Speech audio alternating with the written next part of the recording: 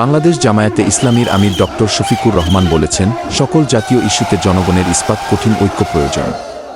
তিনি বলেন, এ দেশ কারও একার নয়, দেশ সবার। দেশ এখনও 15 বছরের জঞ্জালমুক্ত হয়নি। তাই সকলের ঐক্যবদ্ধ প্রয়াসের মধ্য দিয়ে তিনি দেশকে এগিয়ে নিয়ে যাওয়ার আহ্বান জানান। তিনি রবিবার সকালে খুলনার খানজাহান আলী থানা জামায়াতে ইসলামীর উদ্যোগে স্থানীয় ইস্টার্ন জুট মিলস শ্রমিক ময়দানে অনুষ্ঠিত কর্মী সম্মেলনে প্রধান অতিথির বক্তৃতায় এসব কথা বলেন। তিনি বলেন, মর্যাদাশীল দেশ গড়ার কাজে সকলকে এগিয়ে আসতে